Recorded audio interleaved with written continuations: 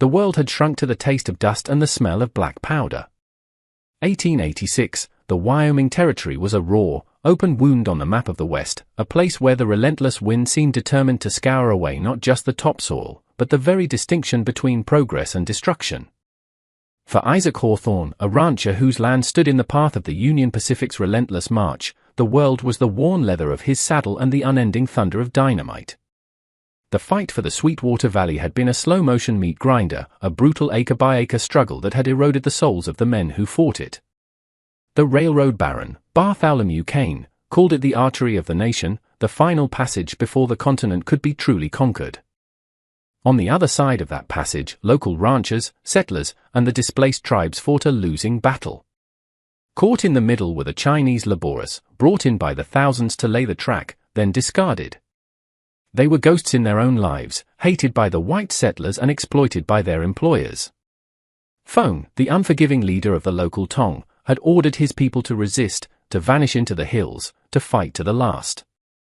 There was no surrender in their vocabulary. That was the catechism Isaac had learned by heart. So when he and his men stumbled upon a hidden encampment in the abandoned silver mine north of his property, they expected only two outcomes: a final, desperate fight with hatchets and improvised weapons, or the grim silence of mass suicide, a horror whispered about in the bunkhouses. What they found instead was a handful of terrified, half-starved Chinese men and a small group of women, their traditional silk tunics tattered and stained with grime and rock dust. They had been cooks and laundresses for the railroad gangs, but the haunted look in their eyes told a more complicated story. Among them was a young woman named Lin Mai. She couldn't have been more than 19. Her face was a mask of stoic resolve, but her hands, clenched into tiny fists at her side, betrayed a terror so profound it was almost silent. The stories told in the camps had been clear. The American ranchers were white devils, brutal men who would inflict unspeakable horrors upon captured women before leaving their bodies for the coyotes.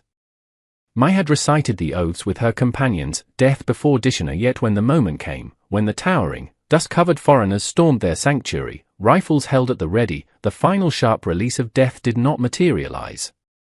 Instead, there was shouting in a harsh, guttural language, the glint of steel barrels, and then a strange, almost baffling order. The men were separated from the women, and the women were herded towards Isaac's ranch, a few miles south across the rolling sagebrush. No brutality, no leering smiles, just a weary, methodical efficiency. The processing was a blur of confusion. A grizzled old ranch hand, his face a roadmap of sun and hardship, briefly examined them for injuries.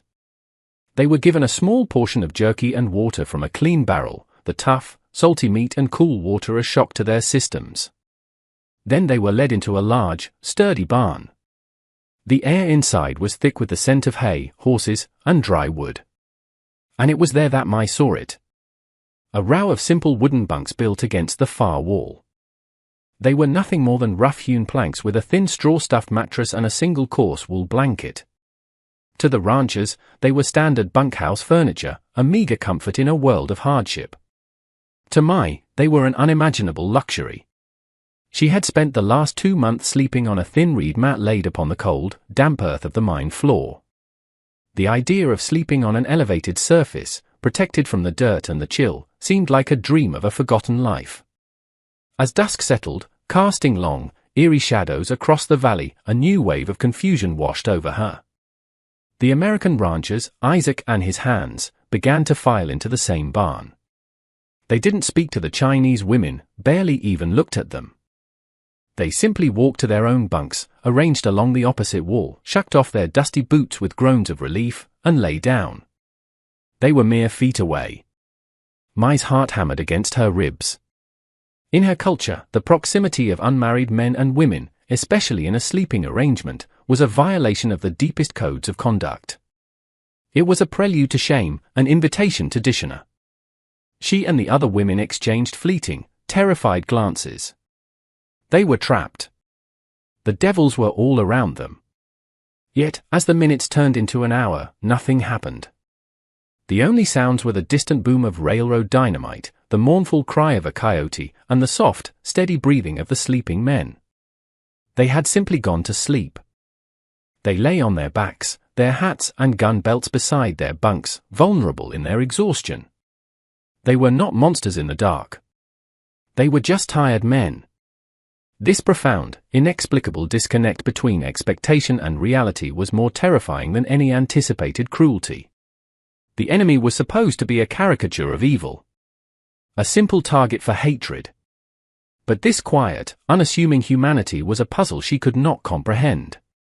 Mai lay stiffly on the strange yielding surface of the bunk, her body a knot of tension. The wool blanket was rough against her skin.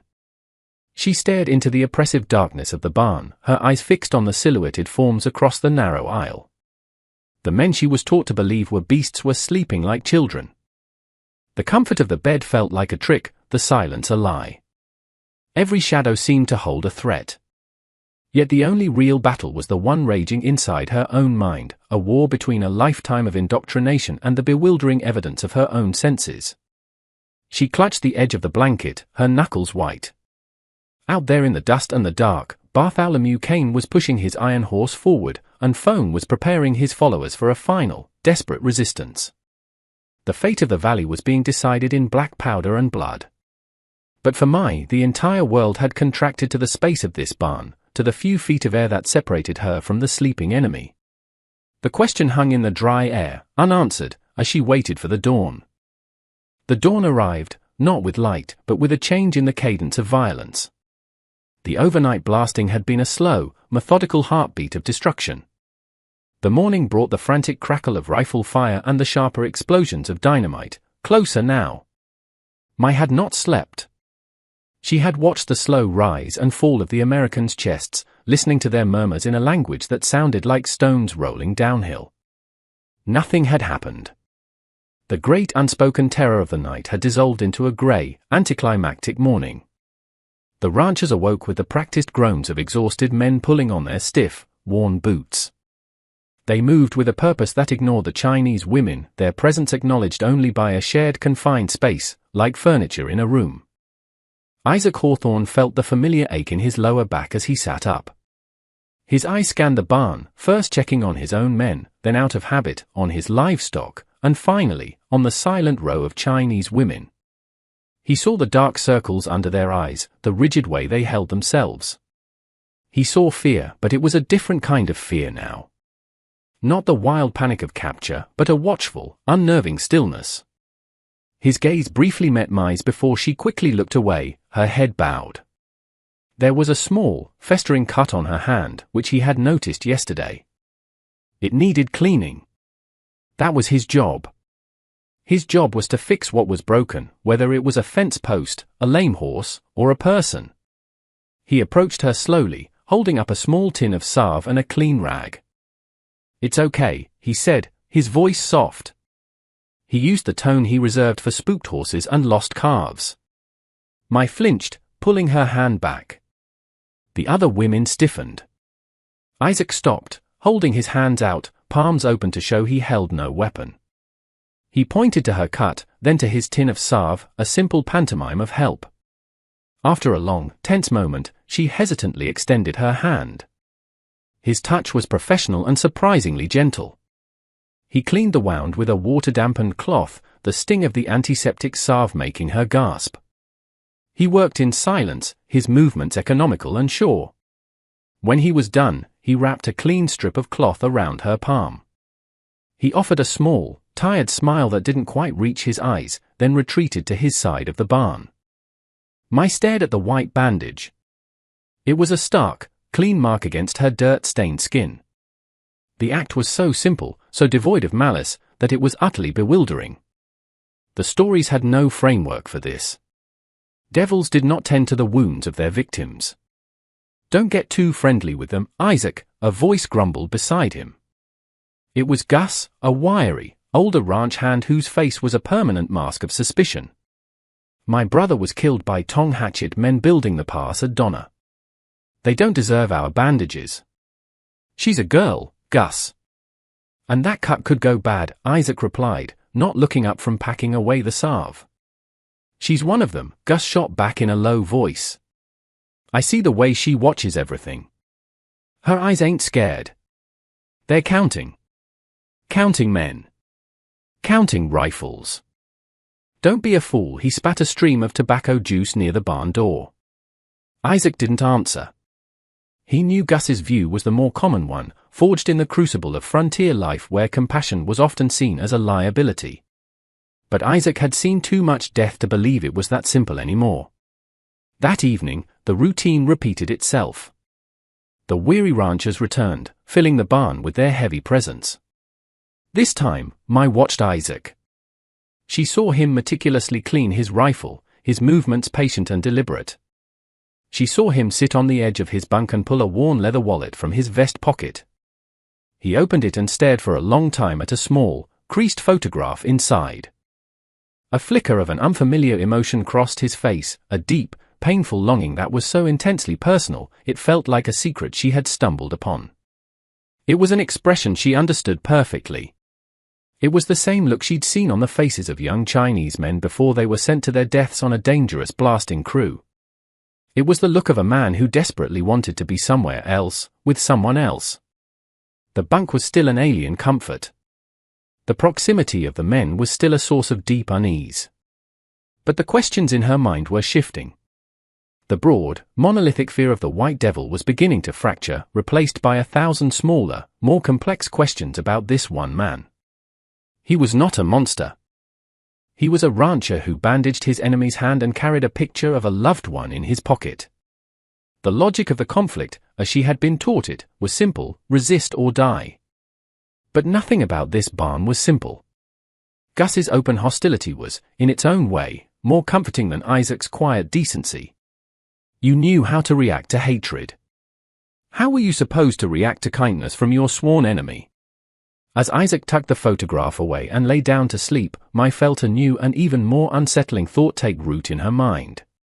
Perhaps the most dangerous thing in this barn wasn't the American ranchers, but the slow, corrosive drip of doubt that was beginning to wash away everything she had ever believed to be true. Several days bled into one another, each defined by the same tense routine. The distant thunder of Kane's railroad crews was a constant companion, a reminder of the violent world just beyond the barn walls. Inside, a fragile, unspoken truce had formed. Mai and the other women had begun to accept the offered rations, eating slowly, cautiously, as if expecting the food to be poisoned. Mai found herself tracking Isaac's movements. She noted the way he shared a pouch of tobacco with another rancher, the exhaustion in his posture as he repaired a broken harness, the brief unguarded moment he'd close his eyes before heading out on another long ride to check his fences. These were tiny human details, and each one was a chisel chipping away at the monolithic image of the devil. Gus's suspicion, however, had curdled into a palpable hostility. He watched Mai with a hawk's intensity, his hand often resting on the butt of his Colt revolver. "She ain't right, boss," Gus reported one afternoon to Isaac, who was inspecting a section of fence Kane's men had torn down. "Always watching, never speaks. It's unnatural. Back on the rail lines, they'd smile at you 1 second and slip a knife in your ribs the next." Isaac, a man bound by his own code of honor, listened with a weary patience. "Keep an eye on her, Gus, but my orders on this ranch are clear. No mistreatment. They're worth more to us alive than dead." Gus tipped his hat, but his eyes, when they met Mai's later, were cold with conviction. He saw a threat, and he was just waiting for it to reveal itself.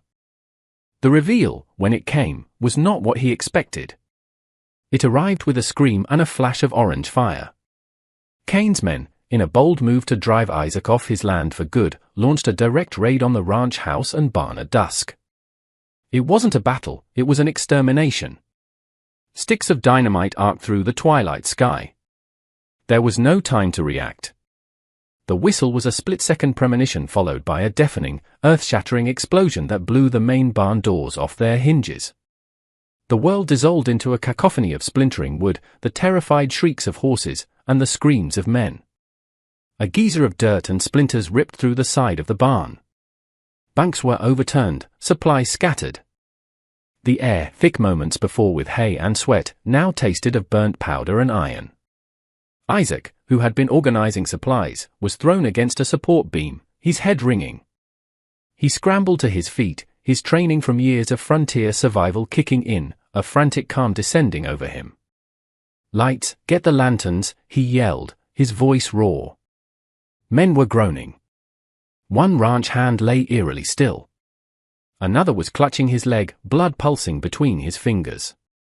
And Ben, the young ranch hand Isaac had been mentoring, was on the ground, a large dark stain rapidly spreading across his chest from a wound high on his shoulder.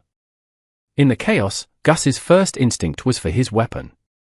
He scrambled for his rifle, his eyes darting to the Chinese women huddled together in terror. "On the ground, all of you, on the ground now," he shrieked, his voice cracking with adrenaline. To him, this was the moment he had predicted. The perfect opportunity for an attack from within. Isaac was a whirlwind of motion, a man against a tide of blood. He pressed a wadded-up shirt against one man's wound, shouting instructions to another. "Pressure, hold it there. Don't let up." He saw Ben and knew it was bad. A wood splinter had acted like shrapnel, severing an artery. Ben's face was already a ghastly pale white. Isaac lunged for him, but another wounded man cried out, his arm mangled. Triage was a cruel master. "Who do you save?" "I need pressure on Ben," he yelled over his shoulder to anyone who could hear. "Now, somebody." But the other able-bodied men were either wounded, in shock, or returning fire. Gus was too busy keeping his rifle aimed at the huddled women. Ben was bleeding out.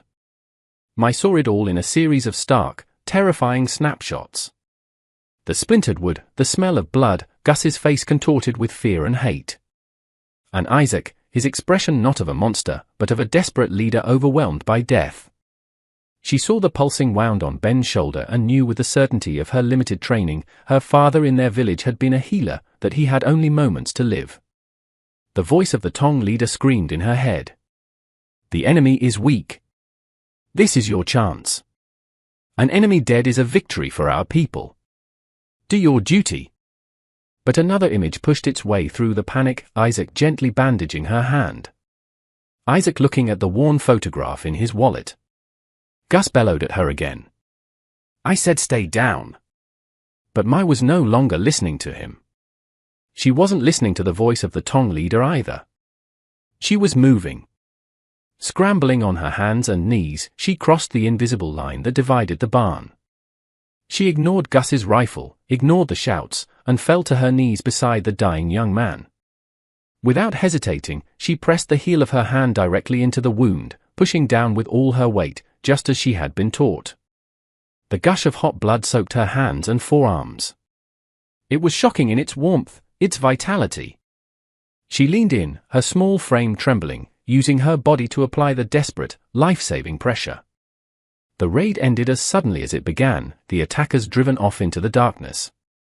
An unearthly silence descended, punctuated by the whimpers of the wounded. Isaac, having stabilized the other man, turned and saw the scene. He froze. The Chinese girl, the quiet prisoner, was covered in an American rancher's blood, her face a mask of intense concentration, her hand saving his life. Gus stood over her, his rifle still leveled, his expression a disbelieving wreck of confusion and shock. The lines were gone. There was no American side or Chinese side. There was only the living, the dying, and a single, impossible act of mercy. The world snapped back into focus. In the adrenaline-fueled aftermath of the attack, a new, unspoken command structure had emerged. Isaac, the ranch owner, became the undisputed authority, his voice cutting through the chaos with sharp precision, and Mai, the prisoner, became his silent, efficient deputy. There was no language between them, only the universal syntax of triage. A pointed finger, a held-out strip of cloth, a shared glance over a wounded man. It was a grim and intimate partnership forged in the space of a few heartbeats. Isaac worked with a desperate fury to save his men, and Mai, her own fear locked away, worked to help him. She held a compress on one man's leg while Isaac stitched a deep gash on another. Their movements synchronized as if they had been training together for years. Private Gus simply stood, his rifle lowered, a ghost in his own drama. The clear, simple lines of hatred that had defined his world had been irrevocably blurred. He watched the Chinese girl, the threat, press a clean cloth to a wounded ranch hand's side, her small hands firm and steady. He saw Isaac nod at her, a gesture not of a captor to a prisoner, but of one professional to another. The scene did not compute. It was a glitch in the brutal logic of the frontier, and Gus had no orders for how to proceed. So he did nothing, a statue of obsolete conviction. When the last of the wounded, including a stabilized Ben, were made as comfortable as possible, an eerie quiet settled over the wreckage of the barn. Mai finally stood up, her body trembling with delayed shock. Her hands and forearms were coated in drying blood, a grotesque parody of long evening gloves. She turned to rejoin the other Chinese women who were huddled together at the far end of the ruined shelter. But as she approached, they shrank away from her. One of them whispered the word Hanjian, traitor. Her act of mercy was, to them, an act of ultimate betrayal. She had aided the White Devils. She had touched them, helped them, and was now stained by their blood. In saving an enemy's life, she had become an outcast among her own people.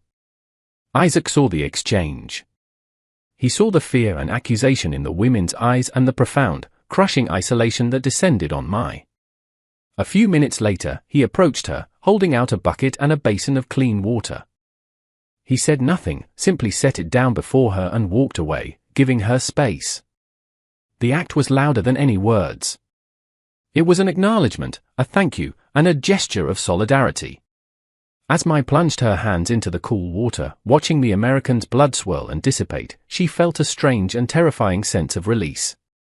She was unmoored, adrift between two worlds, belonging to neither. News of the incident traveled with the speed of frontier gossip. A rancher's life saved by a Chinese prisoner was a story too strange not to tell. By the next afternoon, it reached the ears of those who dealt not in bandages but in land grants and legal leverage. Mr. Davies, an agent for Bartholomew Kane's railroad, was a man who saw the world as a collection of assets and liabilities. He arrived in a buggy that was conspicuously clean, his suit crisp, his eyes holding a polite but analytical sharpness. He had heard about the raid and saw an opportunity. "Mr. Hawthorne," Davies began, his tone disarmingly casual. "I understand you have a cooperative asset among the Chinese you're harboring." "She's a cook, Mr. Davies." "She just reacted," Isaac said, his posture immediately defensive. Her reaction demonstrated a capacity for logical self-preservation, Mr. Hawthorne. Perhaps even a disillusionment with the Tong's fanaticism, Davies countered smoothly. "That makes her valuable. Mr. Kane is desperate for information on Feng's main stronghold in the Blackstone Hills. A prisoner who understands that cooperation is a better alternative to starvation is a prisoner we can work with. I'm here to ask her a few questions." The interrogation, as Davies called it, took place in the ranch's main house. It was just Mai, Mr. Davies, and Isaac, who insisted on being present.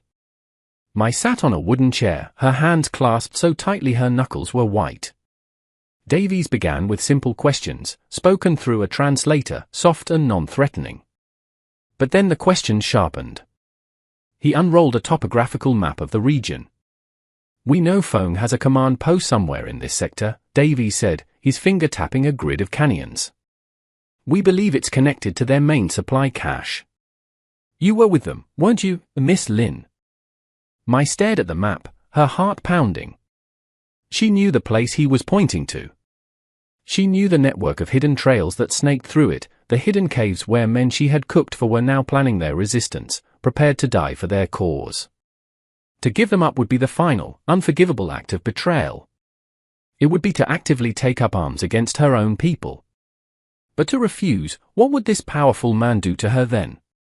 She looked up, her terrified eyes finding Isaac's. He stood by the doorway, his face grim, powerless to stop the proceedings. He had shown her a different kind of humanity, but he was still just one man against the railroad that wanted her secrets. Mr. Davies leaned forward, his voice a confidential whisper. "Young Ben has a mother and two sisters back in Lamy. You saved their son and brother. Help us save more American sons. Help us end this conflict. Tell me where the stronghold is." Her past and her present converged in that single, terrible question. Duty versus survival, loyalty versus a nascent, fragile morality. All the lies and all the truths of the past week had led to this moment. The silence in the room was a physical weight. Mr. Davies's question hung in the air, a demand for allegiance. My gaze shifted from Davies's expectant face to Isaac's, whose expression was a tight mask of conflicting duties. He was a rancher protecting his own, but he was also a witness. He had bandaged her hand, she had saved his man. This was the transaction that now sat on the scales. Her mind, a whirlwind of fear and duty, finally found a still point of clarity. It wasn't about choosing a side. It was about choosing a meaning for the blood that was on her hands. She took a slow, steadying breath. "I cannot tell you about Feng's stronghold," she said, her voice barely a whisper, yet clear and firm in the quiet room. The translator relayed the words. Mr. Davies's expression tightened slightly. But Mai continued, her eyes locking with his, "I can tell you something else. 2 days ago, I overheard a plan. To attack a settler wagon train passing through the Aspen Creek Pass." She pointed to a different spot on the map, miles from the Blackstone Hills. "It is a lie that it is for supplies. It is a trap. It is meant to provoke the cavalry. And the ones sent to attack are not Tong fighters. They are simple laborious, old men and boys given old rifles, told to make a final stand. Your soldiers will think they are attacking Tong warriors. They will walk into a slaughter, for both sides." Davies stared at her, then at the map. The information was specific, tactical, and, if true, incredibly valuable.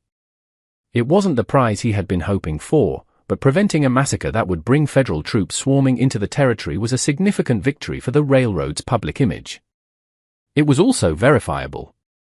He could send a rider to the nearest fort. He studied her face, searching for deceit, but saw only a profound and weary sincerity. He gave a curt nod. "We will look into it." The interrogation was over. As Isaac walked Mai back to the barn, the air between them was thick with unspoken words. The other Chinese women glared at her, their contempt a palpable force. Her betrayal was now complete in their eyes. Before he left her, Isaac paused. "Why?" he asked, the single word encompassing 100 questions. Mai looked at the white cloth still faintly visible on her palm. "The men you fight, the Tong, they are fighters. They have chosen their path," she said softly. "Those old men and boys on the wagon train, they have not. Your Ben has a family. Perhaps some of them do, too. No more ghosts." No more. It wasn't a full explanation, but it was the truest one she could offer. It was a logic born not of nations or companies, but of the simple human calculus of a healer. You save the lives you can. 2 days later, Isaac's ranch received an unexpected visitor, a cavalry patrol. The lieutenant in charge informed him that they had intercepted a raid on a settler train at Aspen Creek, disarming the attackers with minimal bloodshed. The rumor circulating was that an anonymous tip had averted a massacre. Isaac looked towards the horizon, his heart a tight knot of gratitude and awe. His final sight of Mai was the next morning. A wagon had arrived to transfer her and the other women to a federal outpost in Cheyenne. She was being herded on with the others, still an outcast among them. She saw him standing by the ruined barn, and for a moment their eyes met across the dusty yard. There was no time for words. He simply raised his hand in a small, almost imperceptible wave. She responded with a slight bow of her head, a gesture of profound, heartbreaking dignity. Then the wagon's canvas flap fell shut, and she was gone. The fight for the valley raged on for another brutal year. Bartholomew Kane eventually overreached, his violent methods drawing the attention of Washington, and Feng's resistance was finally broken. The railroad went through. The war ended. Isaac went on, carrying the ghosts of the men he couldn't save. But in the quiet moments, through all the long years that followed, his mind would return to that barn in the dust. He would remember the impossible choice and the quiet courage of a young woman who, caught between two warring worlds, chose to create a small, defiant piece of her own. She had not saved a cause or won a fight, but she had saved a piece of their shared humanity. And in the deafening silence after the last shot was fired, that small echo was the only victory that truly mattered.